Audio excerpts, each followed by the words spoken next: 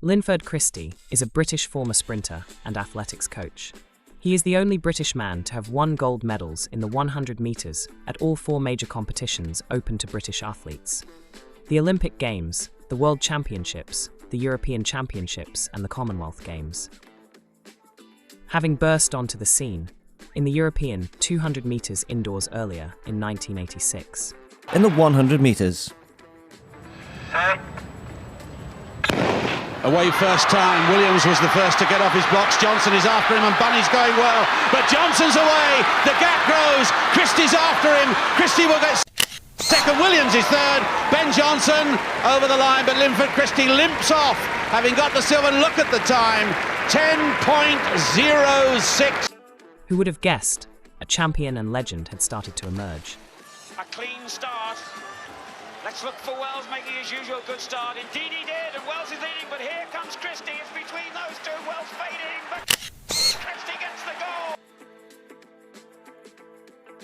Oh, the European indoor champion over. Linford had started mixing with the big boys.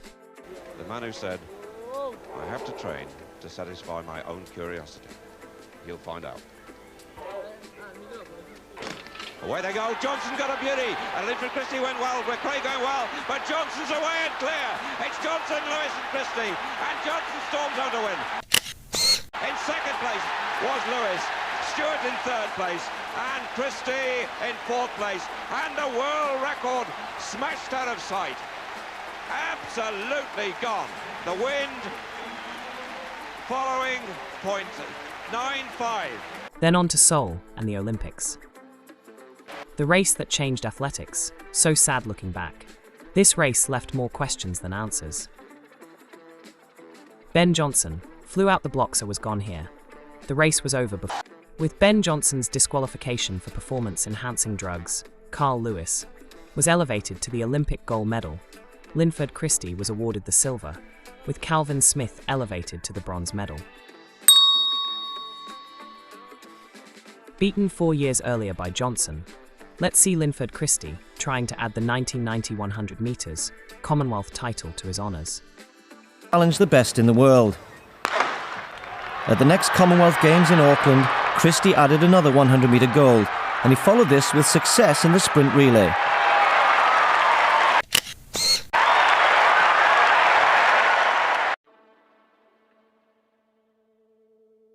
Now on to the European Championships.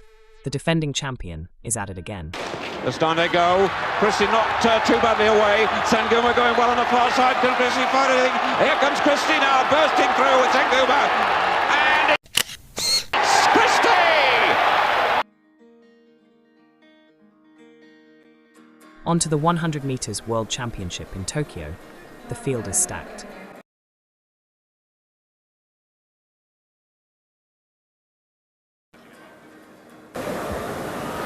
Linford Christie in lane 4.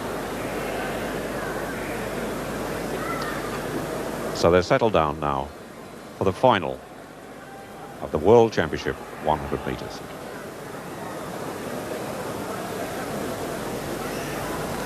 Go!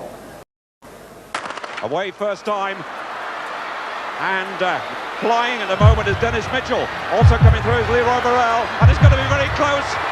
Burrell wins. Very close. New world record, 9.86. Very, very close indeed. Fourth place in 9.92 seconds for Christie, a personal best and a new European record. A determined Linford goes for gold in the Barcelona 1992 Olympic final. Christie has a tough final ahead, with Leroy Burrell, Frankie Fredericks and Dennis Mitchell, to name a few. A lifelong dream can be realised and greatness cemented. Yes, boss. This time they go a little bit unsteady. Christie got a good one, also going well as Dennis Mitchell. And it's Dennis Mitchell and Fredericks, and Christie comes storming through. It's Linford Christie! And second place, Fredericks. And in third place, Mitchell. The time, 9.96. And the British captain is the Olympic champion. In sport. They said I was too old, but I did it. You know, I got to say thanks to all my friends.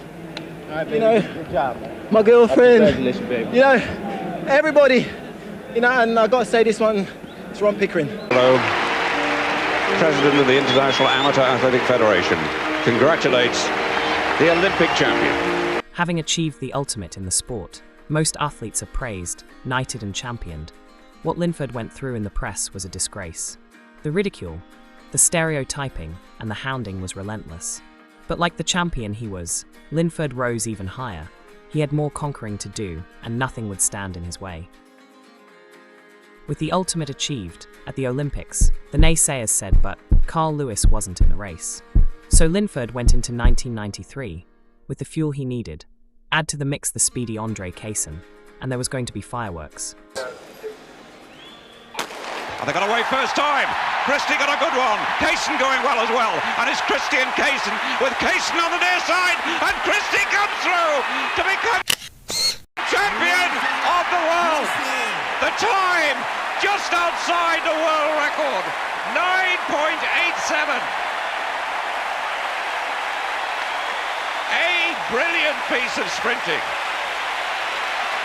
And Kaysen, the silver medalist, the first to say well done, joined by Carl Lewis. That was a fantastic piece of power sprinting. In the best race of his career, Linford Christie had won all available 100-metre titles. Linford would take a third European title in Helsinki. Christie got away reasonably well, but it's Paul Kamowski, and Christie trying to get through, but Byrne is there! Christie comes storming through!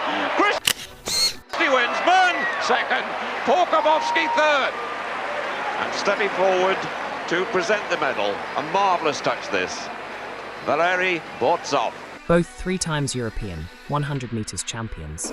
So now they're down on their blocks for the start of the men's 100 metres final. This is a very underrated performance. It had a fantastic line-up. Christie, now 34, proved what a great champion he is. With Otto Bolden, Frankie Fredericks and Adonai Kin all in this race. They're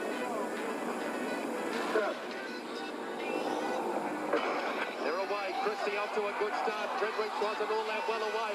Christie's taken over at halfway. Green stretching it. Fredericks coming through, but the world champion Linford in 9.91 takes the Commonwealth gold. Dub Edwin coming through. What a great has flown home to run second. But Linford Christie is the Commonwealth champion in 9.91 seconds. Fed up and hounded and disrespected by the UK media and press, Linford Christie retired from athletics. He made a comeback for the Olympics in 1996, even making the final. The disqualification in the final was a sad way to bow out. One seemed a great start, to be fair.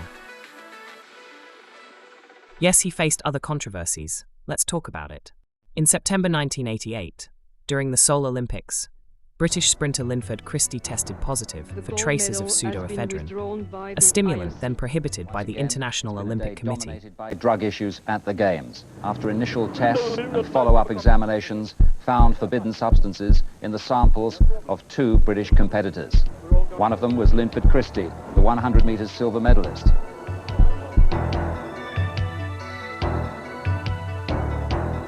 In September 1988, during the Seoul Olympics, British sprinter Linford Christie tested positive for traces of pseudoephedrine, a stimulant then prohibited by the International Olympic Committee, following his 4th-place finish in the men's 200 metres final on September 28th. The substance was detected in his urine sample B after an initial screening, with Christie having previously tested negative after the 100 metres event earlier in the Games, where he earned a silver medal after Ben Johnson's disqualification. Pseudoephedrine is commonly found in over-the-counter cold remedies and decongestants.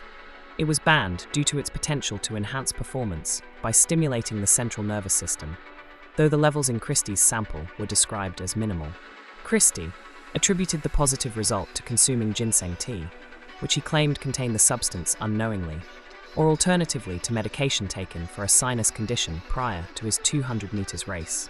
He appeared before the IOC's Medical Commission on September the 30th, where he provided evidence, including medical records and the product details, supporting inadvertent ingestion rather than intentional doping.